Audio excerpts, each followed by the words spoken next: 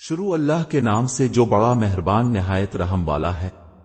اللہ تعالیٰ کا ارادہ اور اعلان۔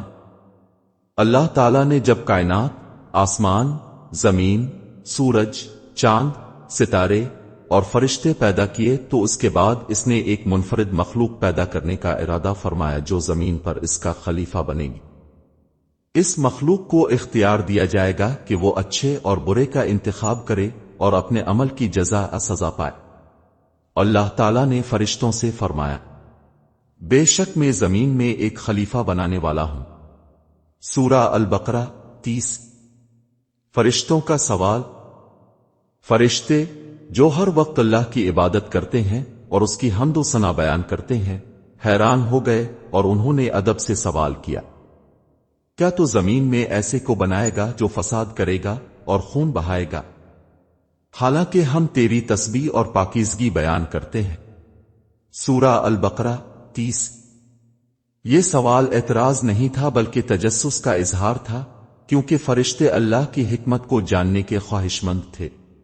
اللہ تعالیٰ نے جواب دیا، میں وہ جانتا ہوں جو تم نہیں جانتے۔ اللہ تعالیٰ کی حکمت۔ اللہ تعالیٰ جانتا تھا کہ انسان کی تخلیق میں آزمائش ہوگی، مگر وہ یہ بھی جانتا تھا کہ انسان کو ایسی صلاحیتیں دی گئی ہیں جن سے وہ ترقی کرے گا، عبادت کرے گا، علم حاصل کرے گا اور اس کی رحمت کا مستحق بنے گا۔ حضرت آدم کی تخلیق۔ اللہ تعالیٰ نے حضرت آدم کو مٹی سے پیدا فرمایا۔ قرآن مجید میں مختلف مقامات پر مٹی کی اقسام کا ذکر کیا گیا ہے۔ ایک کہتر مٹی، گارا، اور بے شک ہم نے انسان کو سڑے ہوئے گارے کی طرح کی مٹی سے پیدا کیا۔ سورہ الحجر 26۔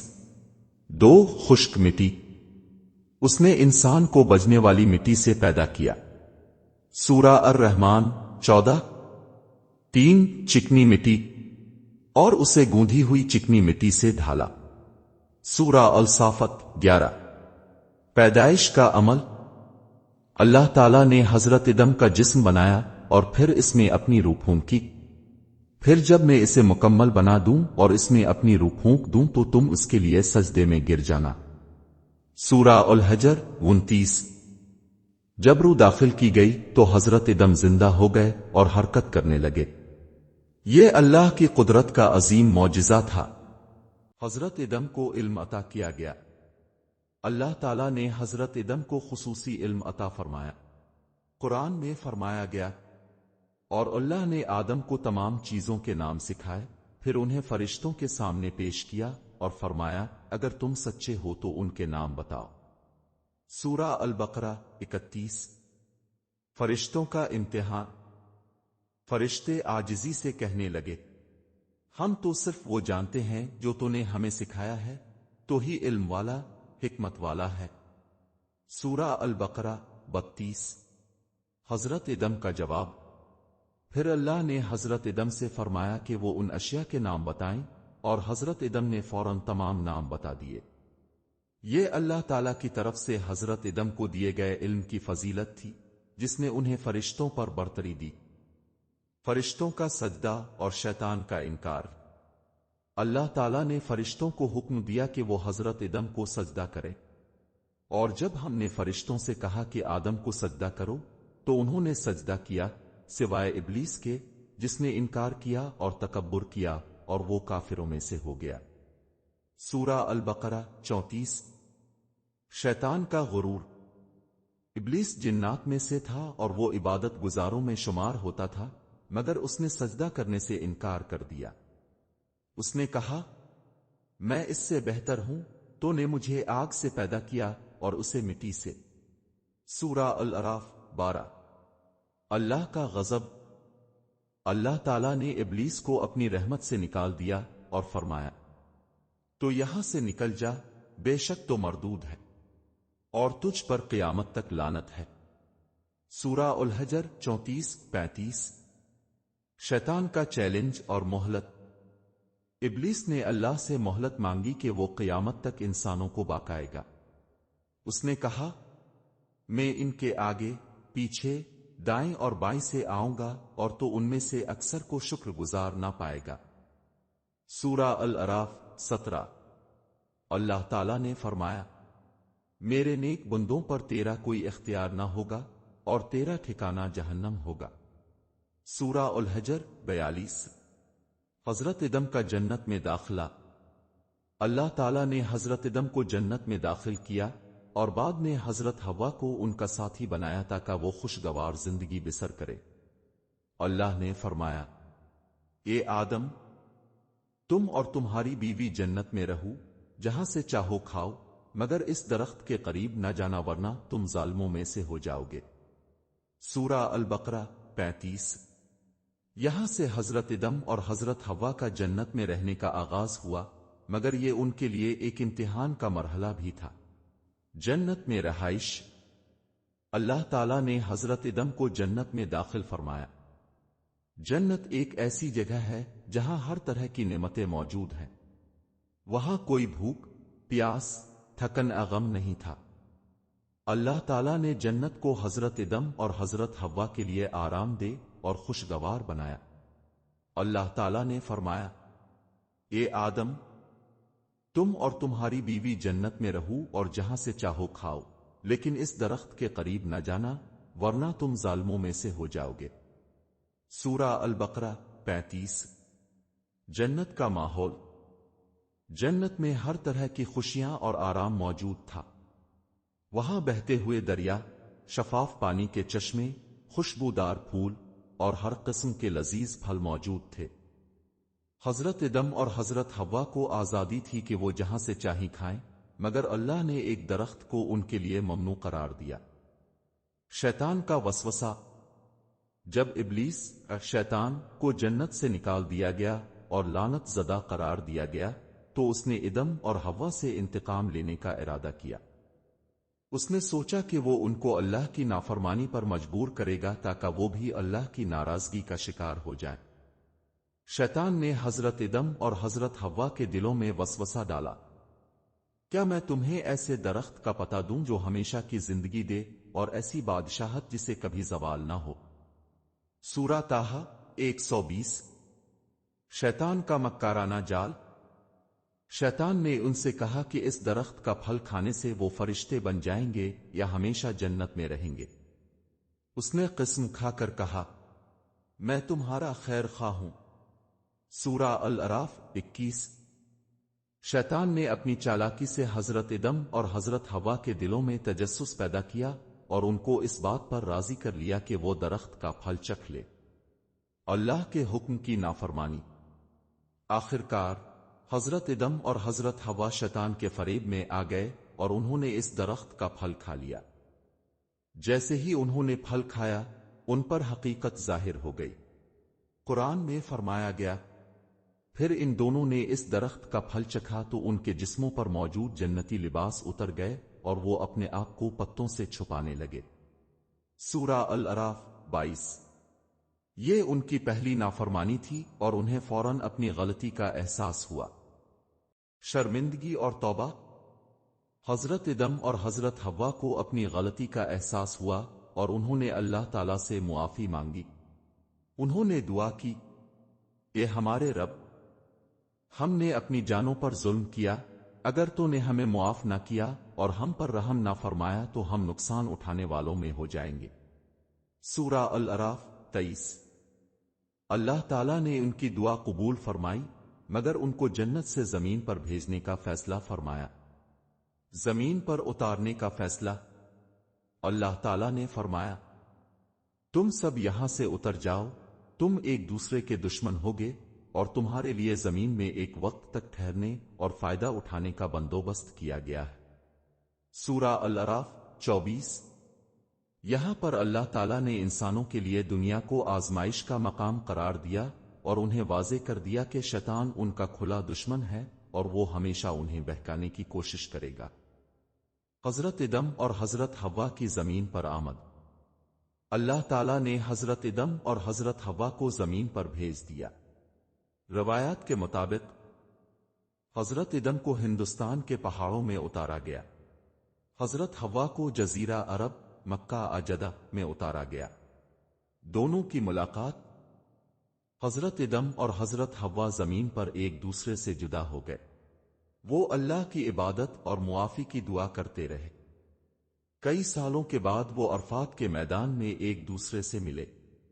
اسی لیے اس مقام کو عرفات پہچان کا مقام کہا جاتا ہے۔ دنیا میں زندگی کا آغاز۔ زمین پر آتے ہی حضرت آدم نے دنیاوی زندگی کا آغاز کیا۔ وہ دنیا کے پہلے نبی بنے اور اللہ تعالیٰ نے انہیں انسانوں کو ہدایت دینے کا حکم دیا۔ اللہ تعالیٰ نے فرمایا، پس اگر میری طرف سے تمہارے پاس ہدایت آئے تو جو میری ہدایت کی پیروی کرے گا اس پر نہ کوئی خوف ہوگا اور نہ وہ غمگین ہوں گے۔ سورہ البقرہ 38۔ زمین پر آمد۔ جب حضرت آدم علیہ السلام اور حضرت حوا علیہ السلام نے اللہ کے حکم کی نافرمانی کی اور شیطان کے وسوسے میں آ گئے تو اللہ تعالیٰ نے انہیں جنت سے زمین پر اتار دیا۔ قرآن میں فرمایا گیا، ہم نے کہا تم سب یہاں سے اتر جاؤ، تم ایک دوسرے کے دشمن ہوگے اور تمہیں زمین میں ایک خاص وقت تک ٹھہرنا اور گزارا کرنا ہوگا۔ سورہ الاعراف 24۔ یہاں انسان کو یہ سبق دیا گیا کہ دنیا آزمائش کا مقام ہے اور انسان کو اللہ کے احکامات پر چلتے ہوئے شیطان کے بہکاوے سے بچنا ہوگا۔ حضرت آدم اور حضرت حوا کی جدائی۔ روایات کے مطابق حضرت آدم کو ہندوستان سراندیپ سری لنکا کے پہاڑوں پر اتارا گیا۔ حضرت حوا کو جزیرہ عرب مکہ جدہ میں اتارا گیا۔ دونوں کی ملاقات۔ اللہ تعالیٰ نے ان کی دعا کو قبول فرمایا اور ایک دوسرے سے ملنے کی اجازت دی۔ وہ عرفات کے میدان میں ملے، جس کا مطلب ہے پہچان۔ یہی مقام آج بھی حج کے دوران اجتماع کی جگہ ہے۔ زمین پر زندگی کا آغاز۔ زمین پر آنے کے بعد حضرت آدم نے اللہ کی عبادت شروع کی اور انسانیت کی رہنمائی کے لیے نبی بنے۔ ذریعہ معاش۔ حضرت آدم نے زمین پر کھیتی باڑی اور شکار سے زندگی کا آغاز کیا۔ وہ محنت اور رزق حلال کا درس دیتے تھے۔ عبادت اور شریعت۔ اللہ تعالیٰ نے انہیں نماز، روزہ اور قربانی جیسے عبادات سکھائیں۔ پہلی نسل کی پیدائش۔ حضرت آدم اور حضرت حوا کے ہاں کئی بچے پیدا ہوئے۔ قرآن و حدیث کے مطابق ان کے دو بیٹوں قابیل اور حابیل کا واقعہ مشہور ہے۔ قابیل اور حابیل کا واقعہ۔ حضرت آدم کے دو بیٹے قابیل اور حابیل کی قربانی کا واقعہ ایک اہم سبق فراہم کرتا ہے۔ آزمائش اور حسد۔ اللہ تعالیٰ نے دونوں بیٹوں سے قربانی طلب کی۔ حابیل کی قربانی جانور کو اللہ نے قبول کر لیا کیونکہ وہ تقوی سے پیش کی گئی تھی۔ قابیل کی قربانی فصل قبول نہ ہوئی کیونکہ اس میں اخلاص کی کمی تھی۔ قتل کا واقعہ۔ قابیل نے حسد کی وجہ سے اپنے بھائی حابیل کو قتل کر دیا اور یہ انسانیت کا پہلا قتل تھا۔ قرآن میں فرمایا گیا، پھر اس کا نفس اسے اپنے بھائی کے قتل پر آمادہ کرنے لگا اور اس نے اسے قتل کر دیا، پس وہ نقصان اٹھانے والوں میں سے ہو گیا۔ سورہ المائدہ 30۔ سبق۔ یہ واقعہ ہمیں حسد اور بغض سے بچنے کا درس دیتا ہے اور یہ بتاتا ہے کہ اللہ صرف خلوص نیت سے کی گئی عبادت کو قبول کرتا ہے۔ حضرت آدم کی نبوت۔ اللہ تعالیٰ نے حضرت آدم کو زمین پر انسانیت کا پہلا نبی مقرر کیا۔ انہوں نے اپنی اولاد کو توحید، عبادت، حلال و حرام اور اخلاقیات کا درس دیا۔ اللہ تعالیٰ نے فرمایا، پس اگر تمہارے پاس میری طرف سے کوئی ہدایت آئے تو جو میری ہدایت کی پیروی کرے گا اس پر نہ کوئی خوف ہوگا اور نہ وہ غمگین ہوں گے۔ سورہ البقرہ 38۔ شریعت کا آغاز۔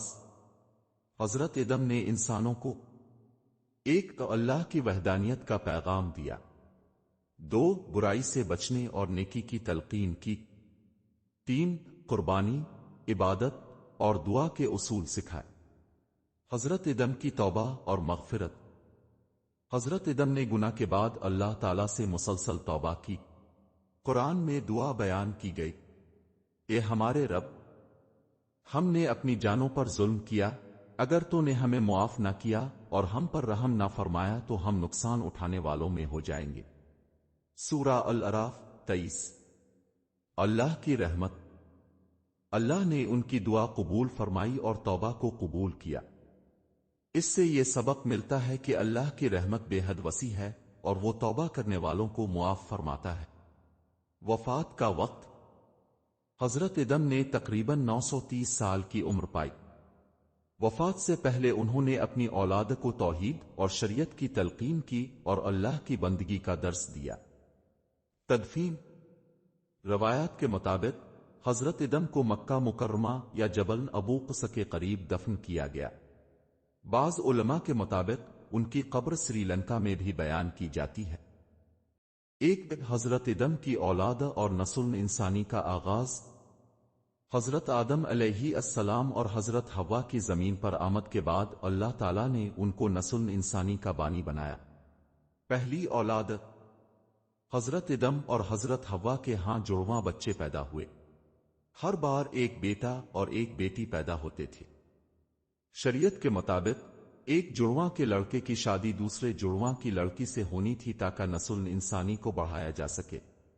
قابیل اور حابیل کا قصہ۔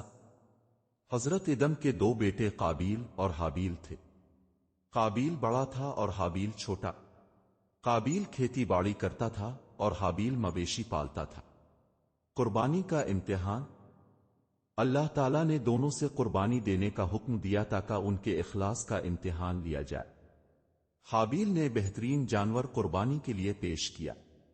قابیل نے بیکار اور خراب فصل پیش کی۔ اللہ تعالیٰ کا فیصلہ۔ اللہ تعالیٰ نے حابیل کی قربانی کو قبول کر لیا کیونکہ وہ اخلاص کے ساتھ پیش کی گئی تھی، جبکہ قابیل کی قربانی کو رد کر دیا گیا۔ قابیل کا حسد اور قتل۔ قابیل نے حسد میں آ کر اپنے بھائی حابیل کو قتل کر دیا۔ یہ انسانیت کا پہلا قتل تھا۔ قرآن میں ارشاد ہے، پھر اس کا نفس اسے بھائی کے قتل پر آمادہ کرنے لگا، چنانچہ اس نے اسے قتل کر دیا اور وہ نقصان اٹھانے والوں میں ہو گیا۔ سورہ المائدہ 30۔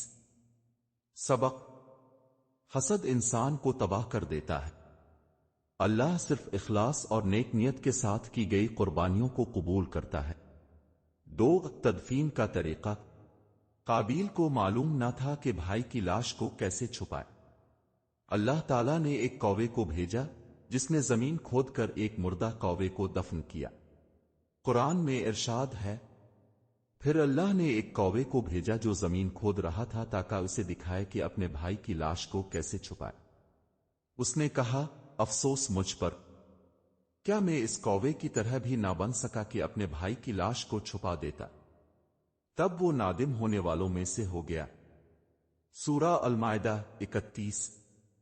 سبق: اللہ انسان کو رہنمائی کے لیے مثالیں فراہم کرتا ہے۔ تدفین کا عمل اللہ نے سکھایا تاکہ انسان اپنے مرنے والوں کو عزت کے ساتھ دفن کرے۔ 3 کہ حضرت ادم کی نبوت اور رہنمائی۔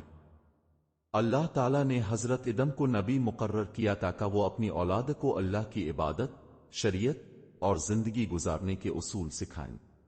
تعلیمات: 1 توحید کی تعلیم، اللہ ایک ہے اور اس کی عبادت لازم ہے۔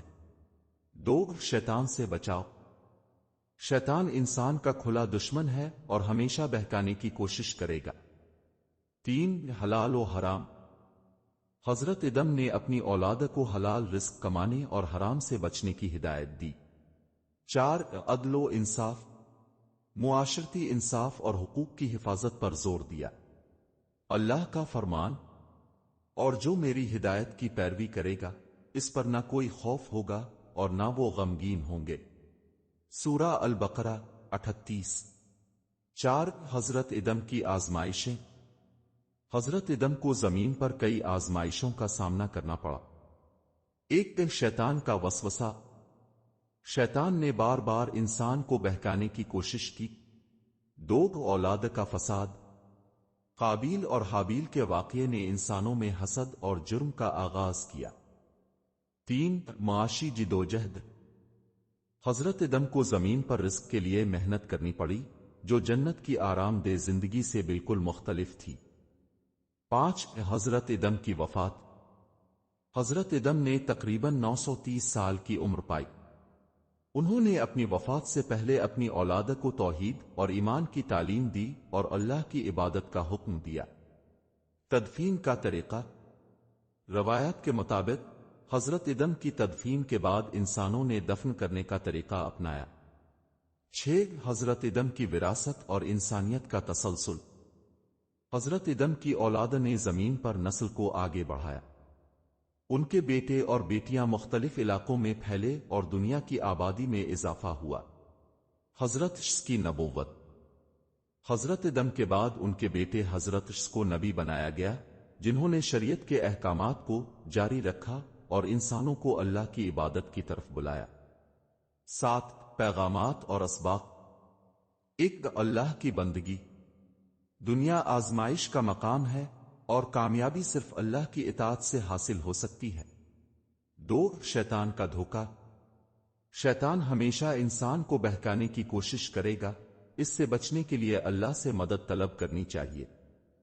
3 یہ حسد اور بغض سے پرہیز۔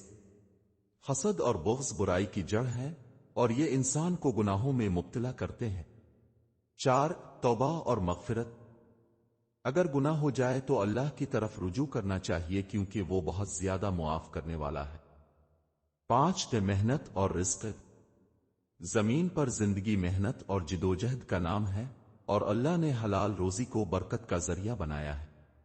نتیجہ، حضرت آدم علیہ السلام کی زندگی انسانیت کے لیے رہنمائی، آزمائش اور اللہ کی رحمت کا ایک واضح نمونہ ہے۔ ان کا قصہ ہمیں یہ سکھاتا ہے کہ اللہ نے انسان کو عقل، شعور اور علم دے کر عظمت عطا کی، مگر اس کے ساتھ یہ ذمہ داری بھی دی کہ وہ شیطان کے وسوسے سے بچے اور ہمیشہ اللہ کی ہدایت پر چلے۔ یہ واقعہ دنیا کی ابتدا، گناہ، توبہ اور رہنمائی کا ایسا درس ہے جو رہتی دنیا تک انسانوں کو سیدھا راستہ دکھاتا رہے گا۔